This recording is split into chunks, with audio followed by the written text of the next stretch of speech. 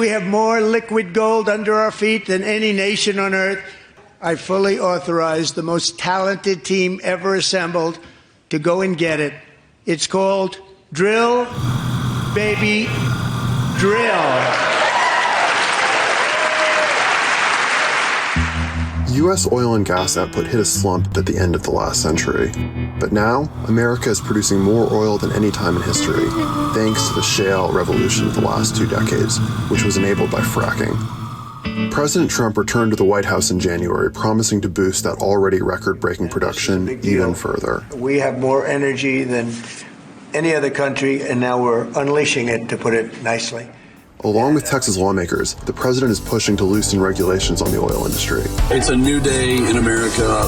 The inflation crisis was caused by massive overspending and escalating energy prices, and that is why today I will also declare a national energy emergency. You're going to see it starting to happen when we get going with the energy. The energy is going to, brought everything up, is going to bring everything down. Representative August Pfluger says there are a few things that should be handled first. Number one, we need to make sure that our economy is strong, and that underpins everything. Energy is a big piece of that. I represent Midland and Odessa, the Permian Basin, the men and women that produce so much energy every single day that helps not just domestic needs, but also our allies around the world. So the Republican Study Committee, which I chair, will be a big part of that. Those efforts have drawn polarized reactions in the heart of oil country, and in particular, a region of West Texas and eastern New Mexico known as the Permian Basin. The administration and people in the oil and gas business say that regulations have limited production and driven up prices. Even without an increase in drilling, oil insiders expect significant infrastructure growth. For example, in Trump's emergency declaration, he directed the Army Corps of Engineers to use its authority under, of all things, the Clean Water Act to build new oil and gas pipelines. Oil executive Kirk Edwards of the Odessa, Texas-based company Latigo Petroleum predicts a cutback in red tape under the new administration.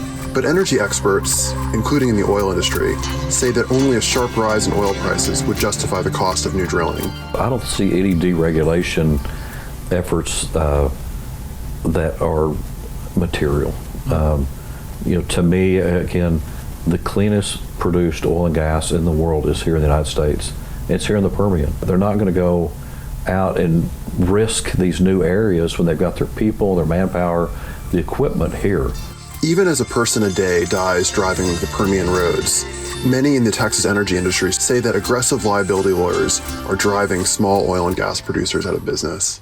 Texas businesses that have operated in good faith shouldn't have their livelihoods destroyed by frivolous lawsuits. Critics say a new state law is making it tougher to sue trucking companies after a crash. These grossly inflated verdicts are driving up insurance costs. John Esparza is president and CEO of the Texas Trucking Association. What we're talking about is a community of business interest all over the state. He's part of a new business coalition called the Lone Star Economic Alliance. The alliance wants to expand HB 19. In a brief to the Texas Supreme Court appealing a $100 million verdict, Texans for Lawsuit Reform says it also wants claims for negligent hiring and retention jettisoned altogether, and inadequate training only brought up in unusual circumstances. I have one question for them. Have you no shame? Consumer advocate Ware Wendell with the nonpartisan group Texas Watch believes the proposals would make our roads more dangerous. There is no reason for a trucking special privileges bill in this state, and there's certainly no reason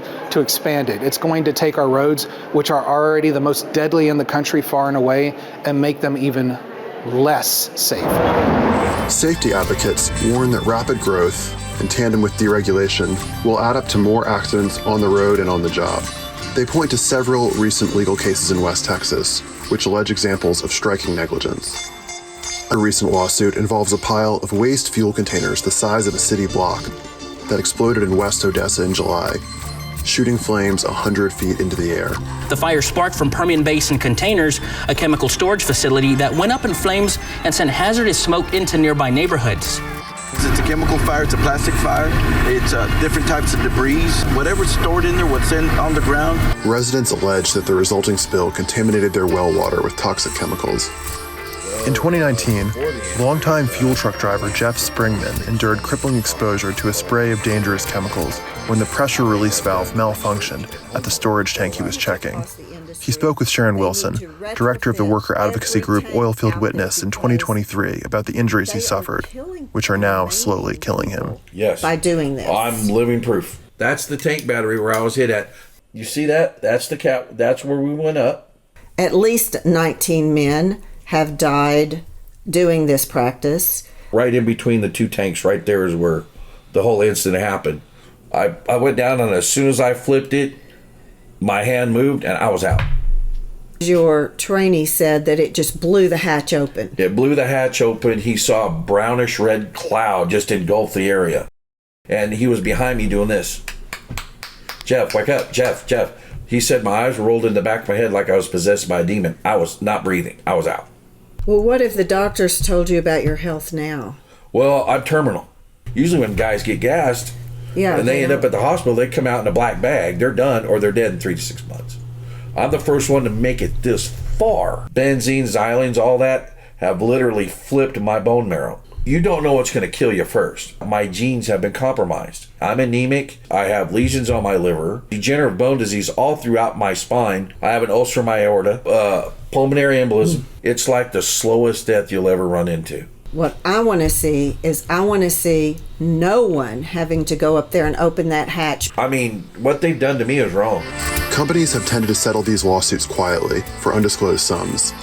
Despite federal Republican promises of deregulation, in Texas, there's not a great deal of regulation to cut. Most land in the state is private, and state law already gives the oil industry wide license to operate. Still, lawsuits led by Texas Attorney General Ken Paxton have long attacked Biden-era regulations that the former administration says were aimed at making the oil business safer and less polluting. Now that Trump is in office, like-minded state officials are confident that he will support Texas's primacy over its land and waters. Here's what all that adds up to.